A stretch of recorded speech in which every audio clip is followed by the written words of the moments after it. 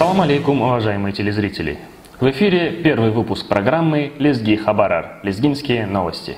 И сегодня в программе. В Ахтынском районе Республики Дагестан начал работу молодежный парламент. В Сулейман-Стальском районе без поливной воды могут остаться 3 населенных пункта и сотни гектаров земли. Делегация из Саудовской Аравии посетила Кабалинский район Азербайджанской Республики. Праздник лезгинского героического эпоса «Шарвели» перенесен на 2 августа 2014 года. А теперь подробнее об этих и других новостях. Как сообщает официальный сайт Ахтынского района Республики Дагестан, при собрании депутатов муниципалитета начал свою работу молодежный парламент нового созыва. В состав совещательного органа вошли студенты вузов и представители общественных организаций Ахтынского района, а также подавшие заявки молодые люди. Возраст парламентариев ограничивается промежутком от 18 до 30 лет. Первое заседание парламента в торжественной обстановке объявил открытым глава Ахтынского района Осман Абдулкеримов, который пожелал молодым парламентариям успехов на столь ответственном и важном посту. Также перед парламентариями выступил присутствовавший на мероприятии председатель молодежного парламента города Махачкалы Тимур Саркаров. Основная работа молодежного парламента будет направлена на создание в районе наилучших условий для развития и самореализации молодежи, вливания в общество, в трудовую, социальную и творческую сферы жизни. Председателем нового молодежного парламента был выбран Зейнедин Абилов. Как передает РГВК «Дагестан», в Сулейман-Стальском районе в зоне риска оказались 3 населенных пункта и более 750 гектаров земли, которые могут остаться без поливной воды.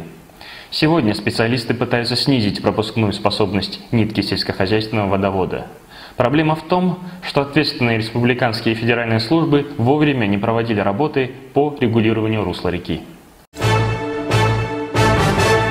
В целях комфортного и безопасного передвижения пешеходов и автотранспорта в центре Сулейман-Стальского района, в селе Касумхюр, идет асфальтирование улиц. Об этом сообщает официальный сайт Сулейман-Стальского района. Асфальтирование началось с оживленной улицы 50-летия октября, где находится Управление социальной защиты населения района, которое ежедневно посещает огромное количество людей. Как пояснил глава района Нариман Абдулмуталибов, асфальтирование улиц в населенном пункте продолжится, и в первую очередь будут охвачены те из них, где расположены школы, больница, культурно-досуговые учреждения и другие социально значимые объекты.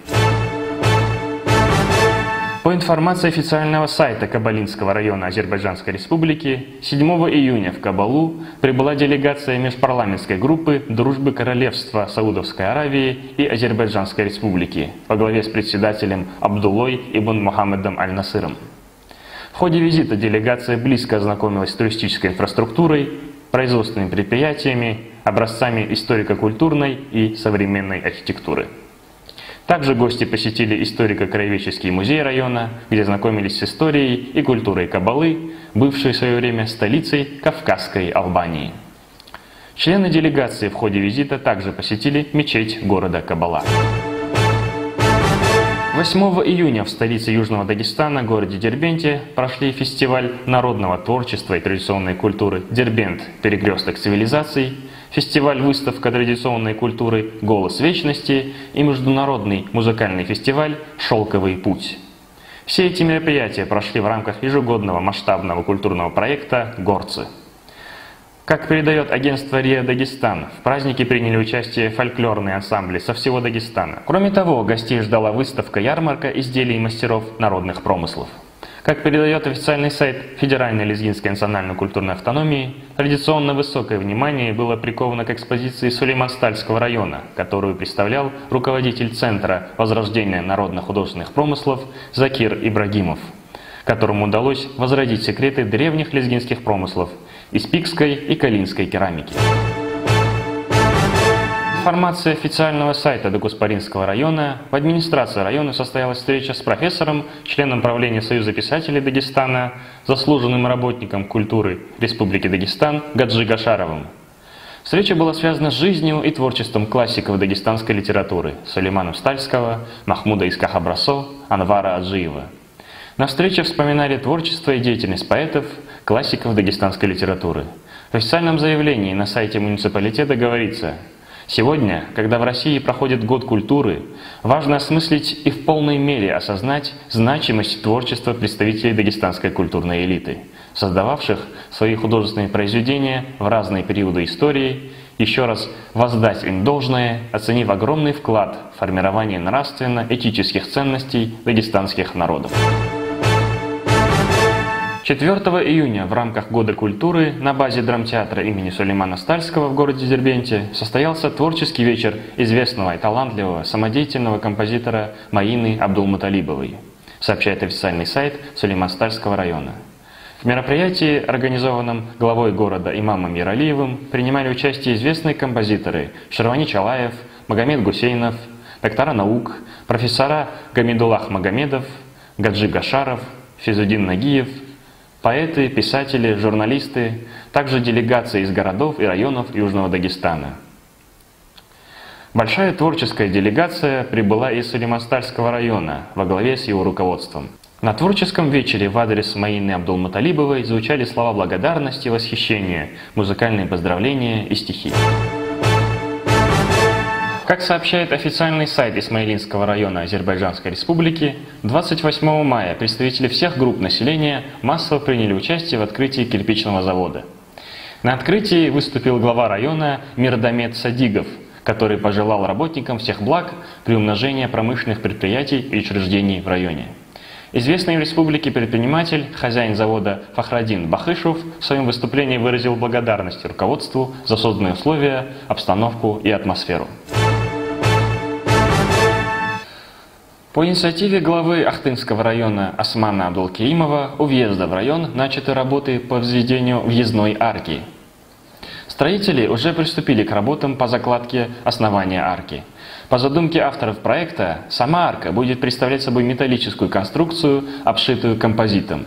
Основная идея оформления въезда заключается в повышении интереса и позитивного восприятия облика района. Как передает официальный сайт Сулейман-Стальского района, праздник лезгинского героического эпоса «Шарвели» перенесен на 2 августа. В официальном заявлении Оргкомитета по подготовке и проведению праздника, в частности, говорится, цитирую: «Республиканский праздник Шарвели традиционно проводится в последнюю субботу июня месяца каждого года. Так получилось, что предстоящий юбилейный праздник Шарвели совпадает с началом мусульманского поста Рамазан. Учитывая то, что одной из основных идей самого эпоса Шарвели является почитание народных традиций и обычаев, Оргкомитет по подготовке и проведению праздника принял решение перенести праздничное мероприятие, посвященное эпосу Шарвели, на 2 августа. А теперь о новостях из мира спорта. В кубинской Гаване завершился этап Гран-при по дзюдо. В последний день соревнований российские спортсмены завоевали 4 награды. В весовой категории свыше 100 кг лезгинский спортсмен Ринат Саидов выиграл золото, победив в финале британца Кристофера Шерингтона. Об этом нам сообщает российский спортивный портал championat.com. Напомним, что Ринат Саидов входит в топ-6 сильнейших мировых тяжеловесов и является главным претендентом на участие в чемпионате мира 2014, который пройдет в конце августа в Челябинске. Бронзовые медали завоевали Адлан Бесултанов, Кирилл Вопросов и Ксения Чибисова. Футбольный клуб «Леки» продолжает лидировать в чемпионате Дагестана. 9 июня в 4-м туре чемпионата Дагестана по футболу магарамхюрская команда у себя на стадионе принимала автомобилист из Кизилюрта. Несмотря на статус аутсайдера, автомобилисты начали матч активно и буквально с первых минут взяли инициативу в свои руки. Но позже преимущество перешло к хозяевам поля, которые и открыли счет в матче. А затем магарамхюрская команда удвоила преимущество. Финальный свисток зафиксировал уверенную победу Леки со счетом 2-0. Таким образом, после 4-го тура в активе команды 10 очков, и «Орлы» продолжают лидировать в чемпионате Дагестана.